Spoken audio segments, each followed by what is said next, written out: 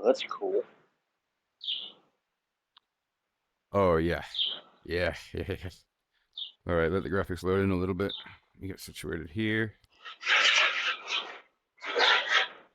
And is that in the center? Something like this is more in the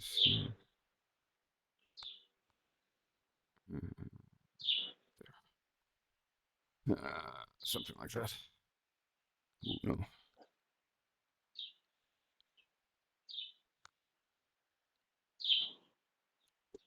I'll do. All right. So yeah, as you can see, we are very much in the cockpit of an AH-64, and if you use the controllers, you even have hands. Technically, I could put the controllers down and activate a piece of software that watches my hands, so that I could fly around this without controls and touch the screens and stuff. However, if I do that, the imaginary hand will touch the imaginary joystick. I actually have a joystick, so I'm just going to use that. But the technology is nonsense. The VR is fucking sick. All right, let me throw on a little bit of volume for myself here. It's kind of cool. Volume mixer. DCS up to about 47. Good, good. All right, so stuff and things. Yeah. First of all, we're going to close the window. George, can you close your window, sir?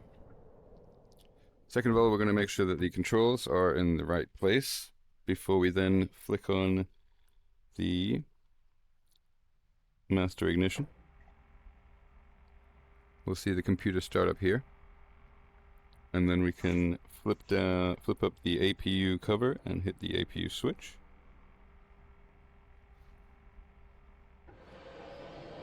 All of which are being somewhat replicated by the CM3 by Virpil here. And we want to make sure that the APU is starting, as it says here, and that the screens do a nice job of booting up. Now while that's happening, I'm going to run some fire tests. Engine 1 fire. Engine 2 fire. APU fire. Aft deck fire. And some redundancies. Engine 1 fire. Engine 2 fire. APU fire. Aft deck fire. That's cool. So, as it is going to take a moment to put the engines on, we'll get a start on that. Let's check the numbers are good down here. And oops, shit, I just turned the APU off like an asshole. Let's turn that back on. Oops. Always when you're showing someone.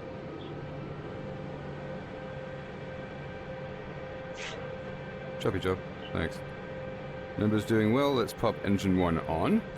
Whoops, wrong switch, darling. And we'll see it moving around up here. You'll notice that attached to my face is an iHeads device. It's a face-mounted display, and I can pop it on and off like this. It comes with its own symbology, including my torque, the altitude, speed, and so on. Alright, engine 1 is getting to about 25, so we're going to pop her into idle. And while that's happening, I'm going to start on the systems. We've got some some warning systems here with the countermeasures. We're going to let that system pass. Yep, and then we're going to arm it, and bypass it, checking that we have 60 flares and 30 chaff. We're then going to come over here, and I'm going to be doing something dangerous, like arming the system on the ground, while I go to ACE and arm the chaff. Going to the video of this page, I'm going to tune into my co-pilot site. And my co-pilot George will get the Hellfires under control. Pausing Hellfire. And then show me what he's seeing. Thank you. And while slaving. That's happening, Deslaving. I'm going to hope that we have an FCR, which we do, which is that big bulbous thing on top. That's the fire control radar, which is what makes us the longbow. We're going to FCR. We're going to have to go to utilities to unpin it, and then power it, and then go back to FCR. That's good to go. Right. Quick look on the weapons page to make sure that we have the right ordnance here. I'd suggest that's not. But whatever, we're not doing much today. Cool. Now, there's a communications panel down here. we're not actually doing anything with anyone, but you would go to preset 1, and you would go to fuck off preset 1, and then go to network, and then to members directory, find who you want, let's say Peter21, and then you would say add him to the directory. That's very nice. Once you've added all of your members, then you go to G2 and you say, okay, well, he's part of my team, and he's also one of my primary. That's cool. Now we can send messages down here, which is fucking groovy. Send current mission data, all kinds of different information on you and what we're doing, targets, threats, blah, blah, blah. Laser codes for the missiles, because if you'll note that these aren't just Hellfires, they are Hellfire Ks or Hellfire Ls for laser or radar, and they have different missile codes in them. For example, if I were to switch up the missile here, I could change the codes over here, see the codes and share them and so on. Got the laser rangefinder, blah blah blah. There's a whole method in the weapons, but let's take out of that for a second. So communication setup, weapons setup. Let's get to that. I'm going to watch the gun for now, and I'm going to turn us back off of arm.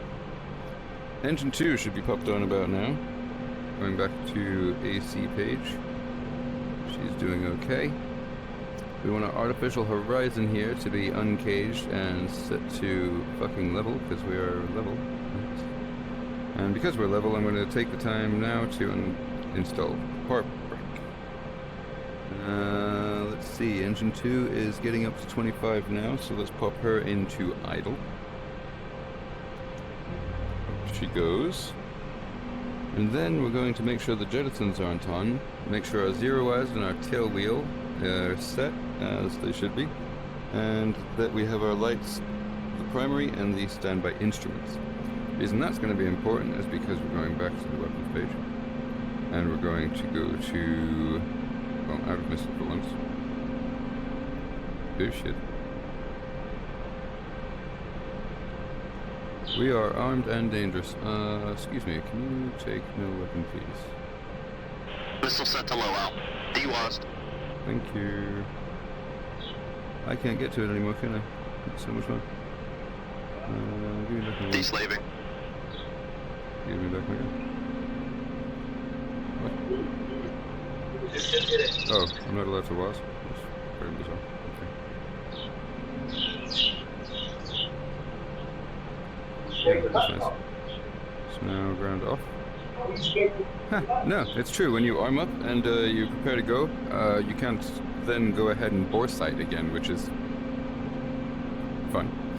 Alright, cool. Now that the engines are doing well, we'll check the numbers once again.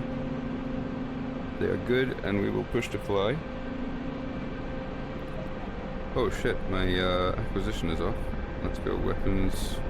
Not fixed acquisition, but I want to see that TAD. Thank you. The TADs, and while we're at it, let's get the FCR C-scope activated. Good times. Pushing those throttles slowly to fly. I also forget to check my flight instruments to make sure that they were uncaged. That would have been a good idea to fill the rotors with spacemen. Okay, we are at military power. We are turning off the APU. Checking that George is doing alright. You're right, George. Alright. Take another last side check, or have somebody do that for us. We are clear. Now, as for the flight, I won't go all the way into sort of all of this, how to fly a helicopter or whatever, but there's a whole bunch of science in what's going on up here and back there, and that means I have to left pedal it as I take off. And I should be able to come off the ground rather gradually. Ooh, she's right in the air today. Alright. So I will taxi out to the main area, actually.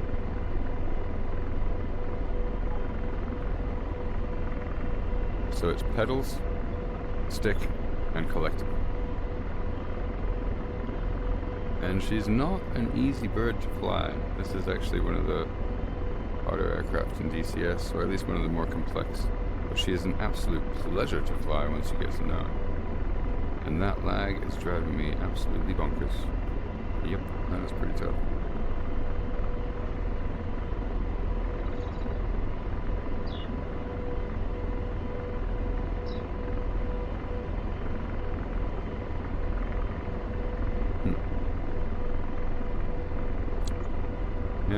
pretty rough. Oh yeah, because I got you on Facebook too. Yeah, that's probably one. Alright, let's put a bit of speed on that. You guys, maybe get away from some of these assets, because I've got fucking all kinds of things going on here. Cool little folded up helicopters there. And let's take this birdie for a flight.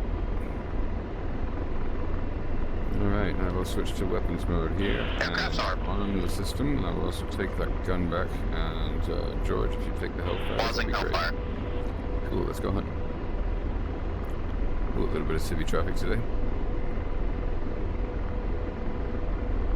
That's not what we're hunting.